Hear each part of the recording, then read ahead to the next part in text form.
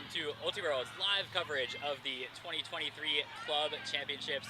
We are here with Adam Stoutberg and Kat McGuire from Ann Arbor Hybrid, this year's silver medalists in the mixed division. Adam, Kat, thank you for being here with us. Obviously an amazing season for Hybrid, coming out of a really tough pool and making it all the way to the national final. Can you talk about what you're proud of this season? I think early on we had a lot of difficulty with injuries, and for us to have come back and fought through that and come together at nationals is really a sign of that perseverance and that leadership that our leaders showed this year, with facing all of those difficult injuries and making it happen at the time that it really matters, which is right now. Yeah, I think we showed a lot of heart throughout the season. We had some tough, close losses. We had some really close wins that really tested our fight. And I think we really showed that fight, especially here at Nationals, where the pressure is the highest. We really came together, and despite that deficit, even at halftime, even at near the end of the game, a lot of fire still from everyone, a lot of energy, and kind of just pouring that love for the team on the field. I think that's what really carried us here. Awesome. I want to zoom in on this game. This question maybe more for Kat on the offensive line. This whole tournament, you've been able to both throw the long ball and work through zones of coaches, with shorter passes, be really effective. Shane really shut a lot of that down in the first half. Can you talk about what they were doing that made life so difficult? I think they were really prepared for our long game. They also sort of have a tendency to throw it up, and we were ready for that on defense, but they were also ready for us on offense and forced us to work through our underspace in a new way that maybe needs some more refining this year. Adam, question for you on the defensive side. Shane was really hard to take the disc away from. You had an amazing layout block actually in this game. But what was Shane doing that made it so hard for your defense, which normally is really able to give other teams trouble? Yeah, again, it starts with their athleticism. They really were cutting hard, clearing that space. They made us kind of have to respect the deep ball a lot. And once our defense has to respect the deep ball, they were swinging the field really well and punishing us that way. So their offense was an offense that can beat you multiple ways, and it's tough to guard all of those. In this final especially, considering how good of a matchup this team was against you, was there anything you were trying to take away, whether it was their people or their ability to isolate their women? What was the game plan heading into the team? Yeah, we definitely knew about their deep ball, just from watching them play. So we were trying to take that away. We really were focusing on trying to be more heads up, do more of our switchy defense. But again, I think their ability to really switch the field is what hurt us there. And so even though we were taking away those unders, they were able to swing it, get the break side unders. It's hard to take away both. In the first half, when the team starts to go down a few breaks, what is the mentality? What is the focus? How do you recenter yourself? It's a national final. Obviously, the pressure's at its highest. What is the team doing to try and get themselves back in the right mental state to, resurge back in the second half and try and get it all done? I think just having that fire. We know that we are going to work hard on every single point and bring force. I think we still believed from the beginning, and that fight really showed even through that last point. We made it long, we made it happen. We are going to be fighting no matter what.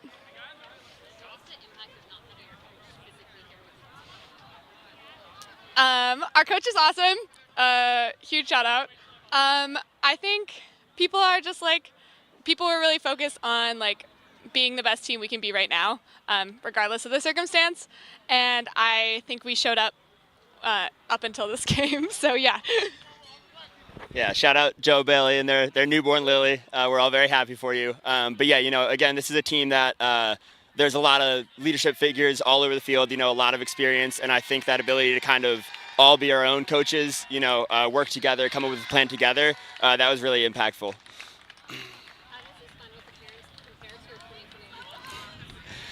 Yeah, it's awesome to be back here. I think especially for those people here in 2021, as soon as you walk off that field, you just want to be back. And so having a lot of familiar faces, but also a lot of new faces, and just having everyone contribute, it's awesome to be here. The team obviously has really outplayed the seeding that you came into with this tournament. And it's led to some people asking about how do teams approach the regular season? How much does it feel like the regular season matters? Could you give your thoughts on your approach to the regular season as a team and how much your emphasis is on that versus the postseason? I think one of the things that we have talked about as a team is like working and growing throughout the year. I think we were focused on the end more than we were focused on the immediate, and I think that really showed. Like, you don't have to be perfect right away. You got to fail a little bit to succeed, and I think that worked out. On offense, they were shutting down a lot of your players that generally get a little bit more touches, Cat, you included. How did the team try to plan around that?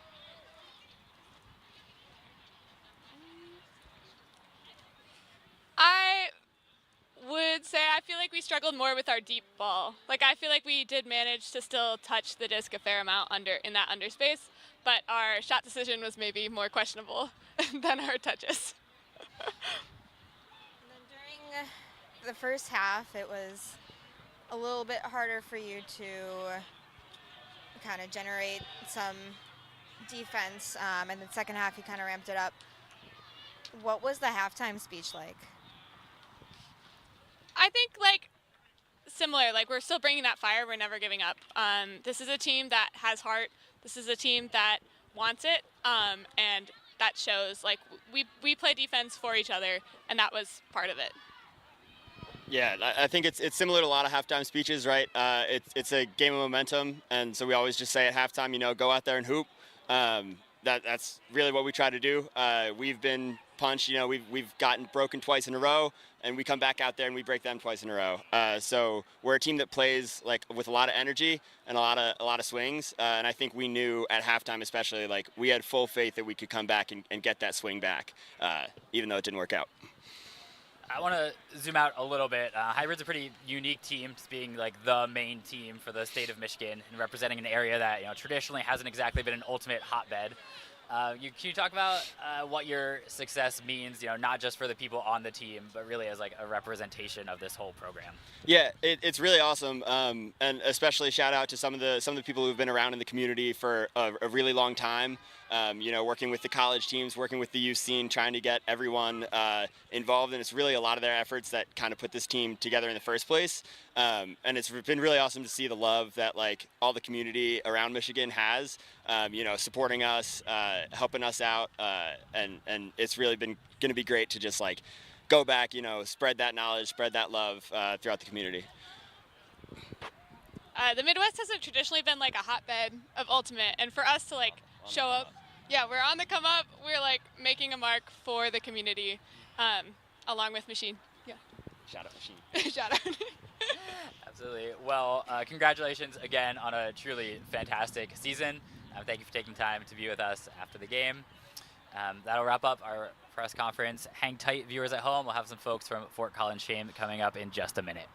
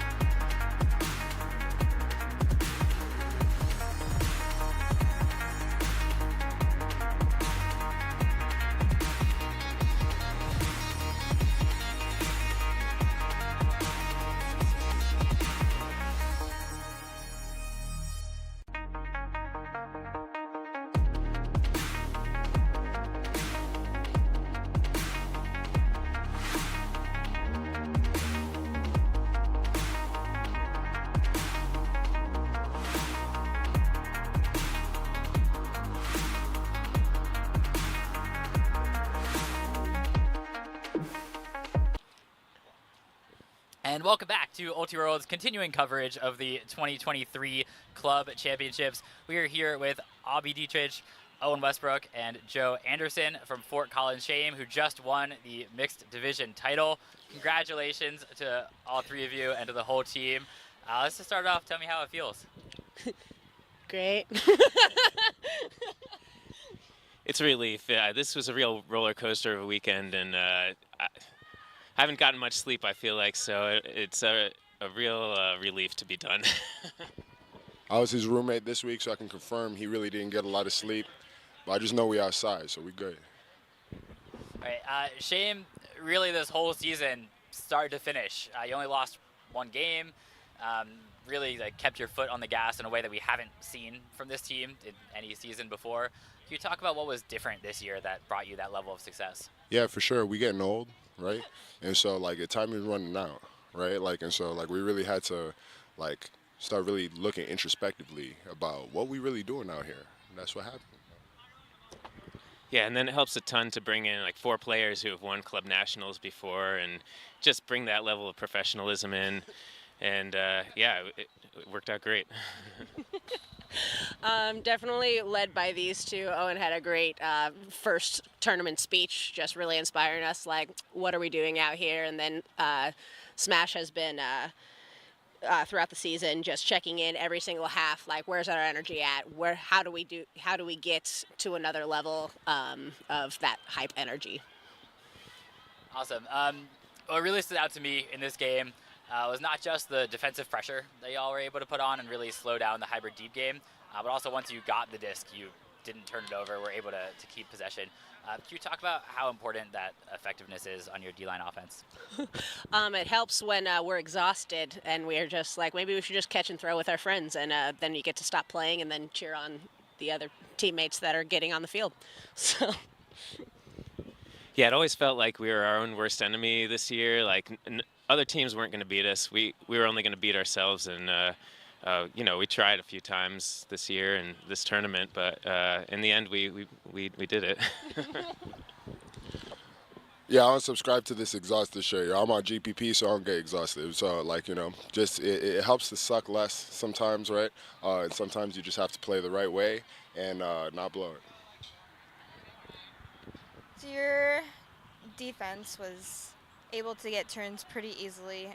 What kind of strategies were you using to help make it easy to get turns? Yeah, we were really just trying to stop the flow of the offense. So, if it gets swung to one side of the field, force it back to the other side. Don't let them get continues off that, and don't let them string together passes. Make them keep resetting it, and make them really work to advance it upfield. I gotta say, they got a couple of dudes there where, their eyes get real big, right when they're about to get the disc. So we had to respond by just not being scared and actually trying to play some D. That'd be nice. And then coming into this tournament, you were the 1 seed. 1 seeds normally don't have as good of luck as you do. Did that seeding affect any mindsets? I mean, you seen the games? So, like, obviously, it didn't help us that we were the 1 seed because we almost blew every game, right? So, like, you could say it was lucky. We really took it from the whole division, and we just sucked less than everybody else. Yeah, we've proved in the past that we can crumble with the best of them, and so, you know, we thought we'd try something else this time. 2021 shame would be rolling in their graves right now, but definitely a lot of pressure coming in as the 1 seed, and I'm so proud of us that we stood up to the challenge. For the folks at home that maybe don't know about the legacy and the history of this team, can you speak to where the team started out when everybody was just coming together to where you are now, where not only were you the 1 seed, but you won the whole tournament as the 1 seed, losing a single game in the regular season? What gets a team like Shame from point A all the way through to point trophy? So OG Shame 2015, we were a bunch of big dumb athletes, me being one of them.